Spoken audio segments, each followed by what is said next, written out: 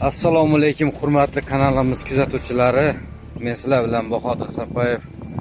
Ellikqal'a tumani Saxtiyor shahar fuqarolar yig'inidagi mana voda nasos stansiyadan efirga chiqyapman. Juda taniqli voda nasos stansiya bu. Nimagaki bu voda nasos stansiya bo'yicha juda ko'plab chiqishlar qilganmiz.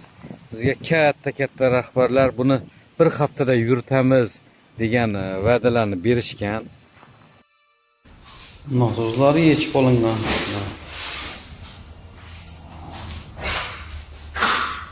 İşlemey turib buzuldimi bu?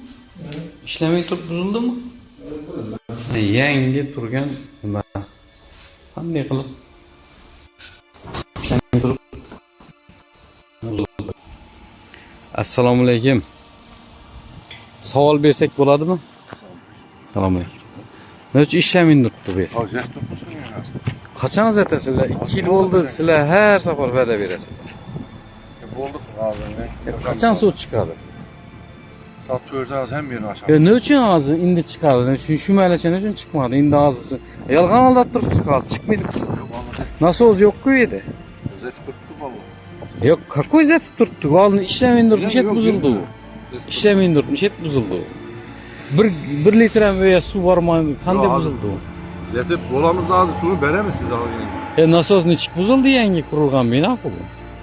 Bas nasos buzulgan yok. Ha, inaku gördüm nasos yo'q joyida. He, şuna o'xshash nasos alıp arg'in nega yuberdik bunu nersini? Tushunmadim. Nasos toza qurib topshirildi foydalanishga. Hozir nasos yo'q. Nima uchun yo'q?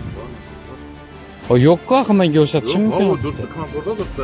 Kep koyamaz onu. Aytibman bunu derslerini alıp arg'in nasoslar bilan salıştırıp gördük. Şimdi Kırkızavada şimdi nasos zakaz ettik.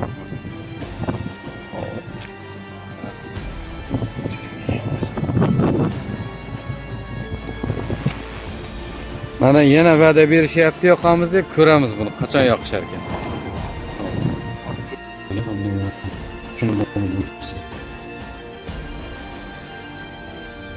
To'pdan ham ajratilgan bo'lishi kerak bu. Ajratilgan. Yoniga bormasa elektr to'p bu. Mana bu joylari mana ulanmagan mana. Sim och agalyonoy provoda mumkin emas-ku. Shlanglar nima yopibdi bu yerda? Bu yerga yaqin 1 yilning ichida odam kirmagan menimcha. Chang bo'lib yotibdi.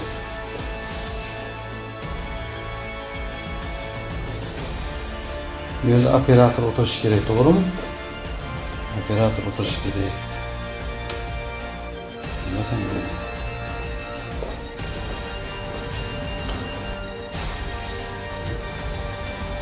Nariga qani oching qani?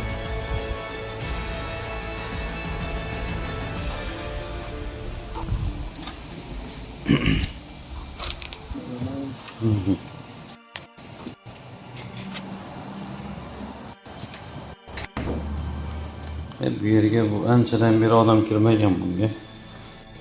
Mana bu. İşlemey yotibdi. Bu mana dalil isbot bilan ishlamaydi bu yer.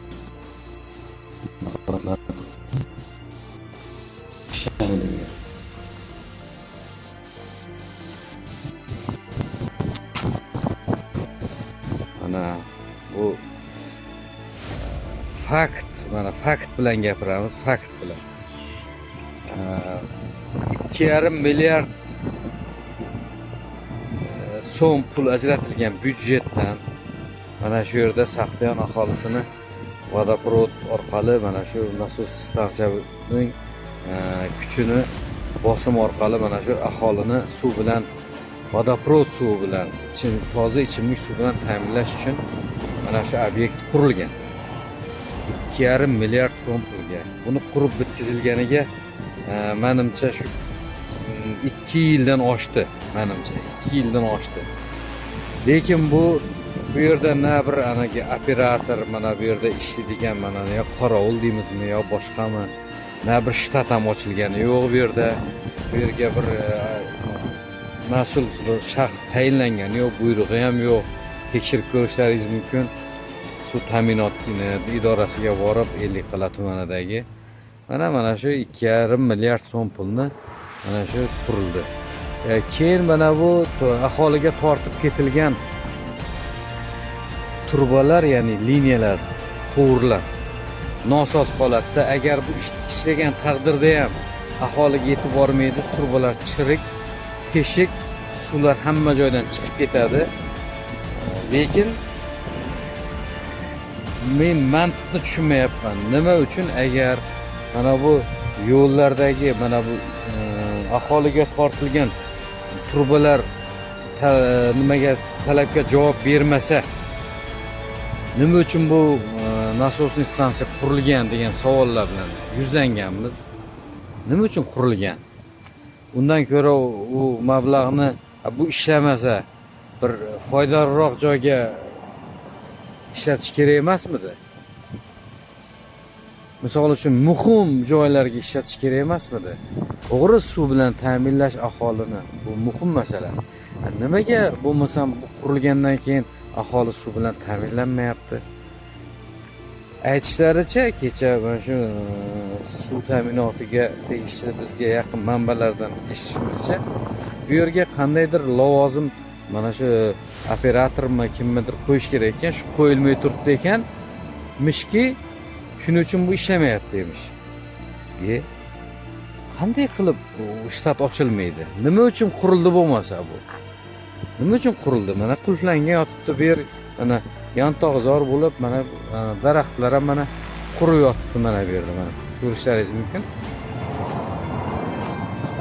Hech qanaqa ishlamayapti bu narsa. Lekin chiroyli qilib qurilgan. Men qurilishiga e'tiroz bildirayotganim yo'q buni. Qurilishiga e'tiroz bildirayotganim yo'q, lekin mana shu obyekt qurildi, endi qachon ishlaydi degan savol. Har yil beramiz bu savolni. Nimaga ishlamaydi bu? Nimaga bunga buni mana bu liniyalar nosoz bo'lsa, nimaga aybdor yo'q? Qanday tushunish mumkin? Qanday tushunish mumkin? Kim so'raydi?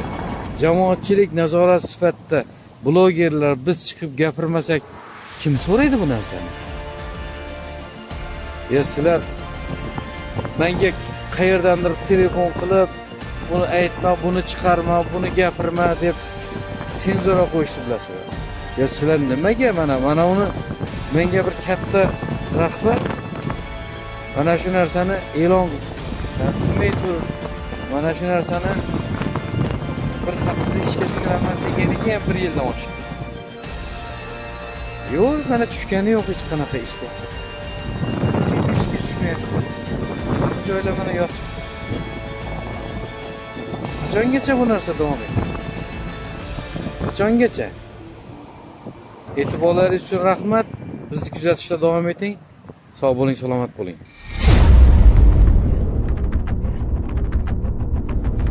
Антикоррупция.